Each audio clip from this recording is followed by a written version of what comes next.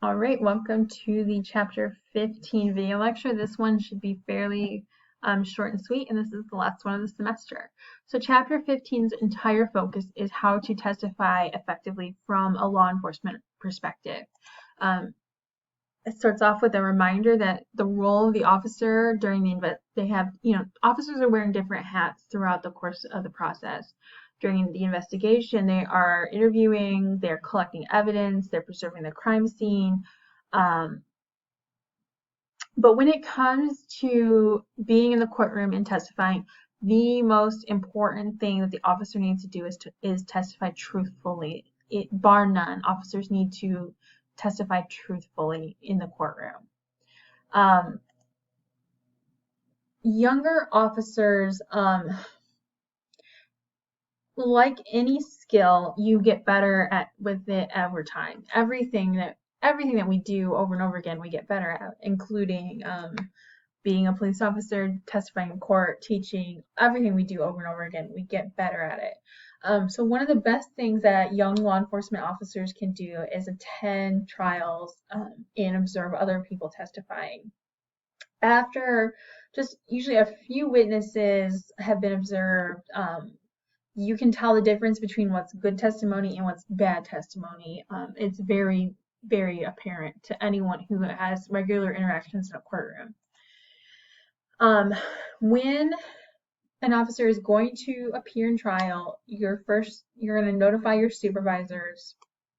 You're going to make any necessary arrangements to be available on the trial date, including rescheduling. You might have to move on vacation, which would really stink. And also, or securing the ability to have overtime pay to appear.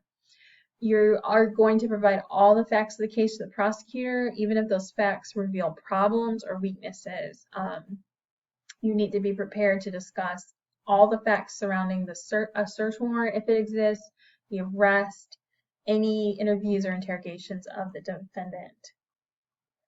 Also, before the trial, you should take the time to refamiliarize yourself with the facts of the case. I mean, officers are processing a lot of cases, so just come and be refamiliar. Check in with the prosecutor about what the focus of your testimony is going to be.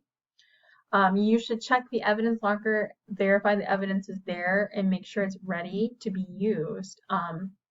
It's always helpful to get advice from colleagues that you trust. And again, observe other officers when they testify.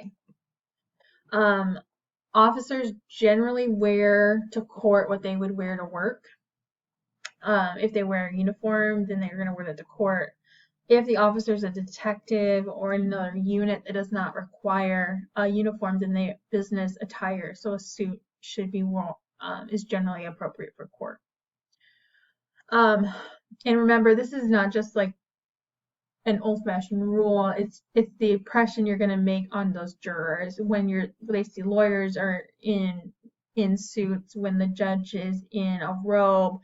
Having the law enforcement officer either in uniform or in a suit is just the most appropriate option. Again, officers who come in on their day off, they might choose to wear a suit because they're going to they might come in their personal vehicle. There are some prosecutors that would prefer their officers appear in civilian clothing because some jurors may have negative feelings towards officers due to like traffic tickets or these more minor matters. However, other jurors, that's not uniform, and it's definitely something worth checking to the prosecutor about. Other jurors, the badge represents authority that they could present. To other jurors, though, it's a sign of safety and security and trust. So checking in with the prosecutor here is a great idea. Witnesses are going to be sequestered or excluded from the courtroom to prevent witnesses from hearing the testimony of other witnesses. The officer should make sure it's okay to go in the courtroom because you do not want to violate the judge's exclusion order. If witnesses have been excluded and you go in, you might run the risk of being reprimanded by the judge, and it could even potentially be a reason for mistrial to be declared. Officers will often wait in a room with other witnesses or in an officer's waiting room, or sometimes even just in the hallway. It really depends on the courthouse itself.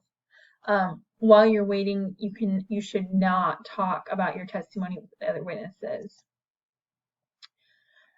If witnesses are not excluded from the courtroom, the officer can watch how the trial progresses and just kind of see the tone and demeanor of the attorneys.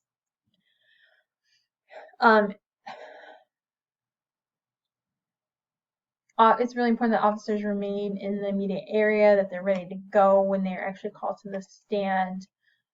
Any conference with the prosecuting attorney should take place before the trial date. Officers should bring their own reports. You should not assume the prosecutor's going to have an extra copy for you. On the witness stand, the goal would be to appear professional, personable, and natural. Ultimately, to be yourself, a professional version of yourself. Officers should speak into the microphone. You should make sure everyone can hear you using kind of your normal, comfortable conversational tone. I just did this, but you should avoid, you should avoid sentence fillers. It can be distracting for jurors, and you don't want it to make it seem like you don't know what you're talking about, because that's not accurate. Did it again. Profane and vulgar terms should not be used unless you are repeating a verbatim conversation.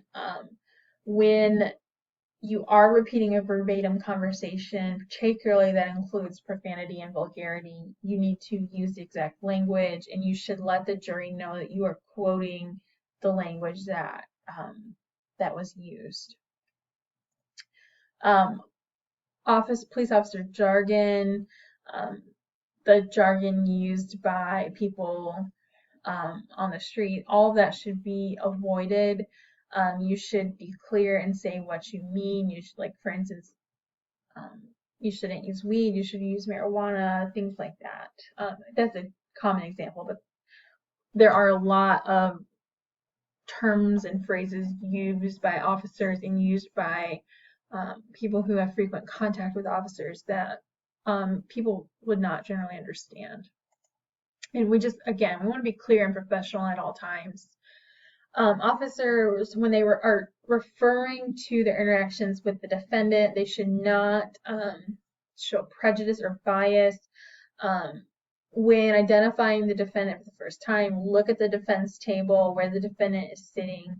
You say, yes, this is so-and-so, and they are currently wearing a blue suit and a blue tie, things like that. Do not point at the witness. That's accusatory. The court records, unless they're video, but even if they are, you should not point. Don't reflect gestures. When answering questions, the first set of questions are always going to be your background. And you want to remember that even though this is common for you, especially if you testify in court regularly, this is when the jury is often going to form their opinion about you. When an objection is made, you should stop and let the judge rule. If the judge sustains the objection, the question cannot be answered. If the judge overrules the objection, you do answer the question. But so let the judge say what they're going to say. Don't try and compete with the judge for time and space to speak. And you should let the attorneys finish their questions. You should not guess what you're going to be asked. At the same time, again, remember to maintain a conversational, professional tone no matter which lawyer is asking you questions, even if the defense attorney is becoming confrontational. The jury is going to be more likely to believe the defendant's allegations about the way they were treated by law enforcement if they observe an angry outburst. So just, again, the name of the game is professionalism. When asked, you should always answer as concisely, accurately, and clearly as possible.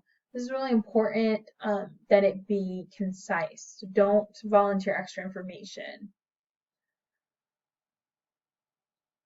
Also, this is an important point as well, do not volunteer the defendant's criminal record or prior convictions if they exist, unless you are asked specifically to do so.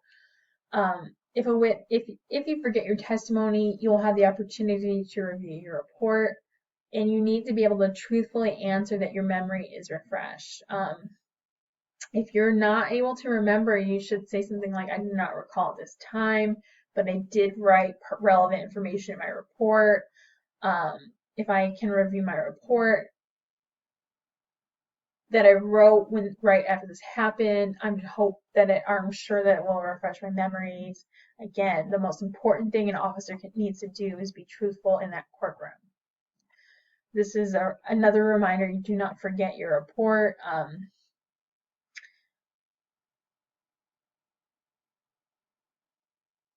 During cross-examinations, every defense attorney is going to have their own persona. You just want to be professional. You want to answer the questions you're asked. If you're not sure what the question is, ask for a clarification and remain calm and composed. After you testify, after you finish both the direct and cross, you want to verify that it's okay for you to leave before you actually leave. Sometimes you might there are times where you will be recalled for more testimony, so it's better to make sure before you go.